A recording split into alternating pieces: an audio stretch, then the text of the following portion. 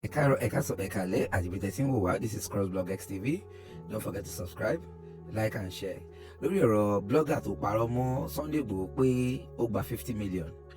Blogger yìí lọ ó ní Emir of Sokoto àbí Sanusi.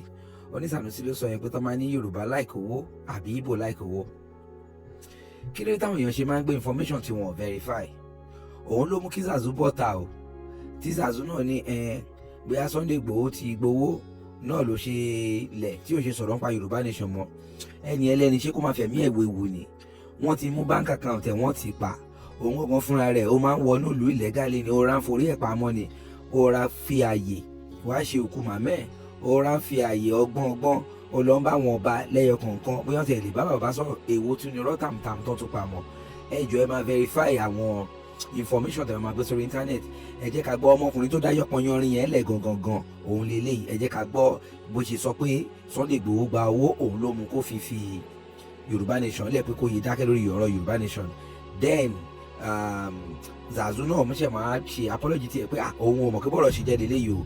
Òun mọ̀ pé blogger ló dá wàhálà ẹlẹ́kùn ṣe pé bóyá original true story ni o. Ẹ jọ̀ọ́ ìjà kọ́ ọlọ́gbọ́ ọmọkùnrin yẹn náà.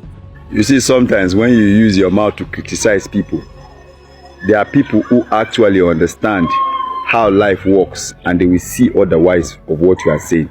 You see these three men up here. One is Sunday Igboho, the man who was agitating for the Yoruba Nation. The other one is Nnamdi Kanu, the man who is agitating for the Igbo Nation, which is Biafra. Then the other man is the former Emir of Kano State, the former CBN governor. Now, this Emir came out to say this. He said, when they tell you, I'm quoting his words. He said, when they tell you and say that Igbo loves money, remind them that Nnamdi Kanu is still behind bars because he refused to collect money. Yes, if they also tell you that Igbo don't love themselves, also remind them that Nnamdi Kanu is still behind bars because he has actually refused to give up the fight for his people. He went on to say that two of these people, this Sunday Igboho and Nnamdi Kanu, they are actually agitating for the same thing in Nigeria. Nnamdi Kanu was offered 500 billion. He said it, and he refused to give up the fight of Biafra. He was also offered monthly payment of 55 billion monthly. He refused to collect, and oil well was added to that deal. He refused to collect. Biafra or nothing, that's what he said. Now, the other one was fighting for Oduduwa Nation, which is the Yoruba Nation. He was offered 50 million naira, and today we no longer hear Oduduwa Republic agitation anymore. This is what they tell you. They made you believe that Igbos love money. Igbo doesn't actually think of other things apart from money. He said we should remind them this, that Nnamdi Kanu is still suffering today because he has refused to collect money from some certain people. So for those of you who are saying that Igbo loves money, go back and do a rethink. Nnamdi Kanu protest has led to the fact that they had to arrest his own younger brother and the lawyer who is sharing his team for his release. Now, Zakato Sari and Fancy. I go by the name of Sunday Igboho. Àwọn fáǹsì Sunday Igboho àti Sunday Igboho ti jáde tán. Wọ́n ní fídíò tí mo ṣe, the video I do, day first day where I talk say Sunday Igboho collect 50 billion. Kò ṣe mi ni mo sọ blogger ni o ṣe, you no dey believe blogger or anything wey you see online. Na your own risk. So now, olóyè búkọ àwọn blogger wọ́n máa ń parọ́ mọ́ ẹ̀ na so that the lie against me too.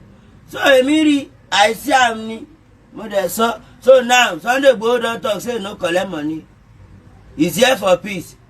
Even na him dey fight for Yoruba. So now they don knack 1/3 for am, make dem comot 1/3 for baba head. Kí bàbá lè ní sinmi ká bàbá lè fúyẹ́. Ẹ̀yọ 1/3 kúrò ní ara Sunday Igboho kí ara Sunday Igboho lè fúyẹ́. Bàbá is free. Even he talk say he go fight for us. He go stand for us. All these people, bandits, all these hire killers wey dey kidnap our children for Yorubaland, for Hausa, for Igboland, he say he go stop them. And if I see me, I don't tell Ọlọ́run ebi pa àwọn ọmọ Nàìjíríà o. ogun tó wà nílùú sí owó lẹ máa fún wa lóúnjẹ o. Zakato Zaria Nigeria my country ẹ̀yin fáǹsì Sunday Igboho ọkọ̀ Fúlàní owó ọkọ̀ Fúlàní Sunday Igboho wọ́n náà ò gba ṣíṣì wọ́n ti jáde tán o bàbá náà ò gba ṣíṣì wọ́n náà fáwọn ní wọ́n tẹ́dì ní làwọn ṣe stay low key wọ́n náà àtàkì àwọn tó ń pa àwọn ọmọ Yorùbá tó ń da fáàmù ní fáàmù láàmù tó ń fi màálù báyé everywhere jẹ́.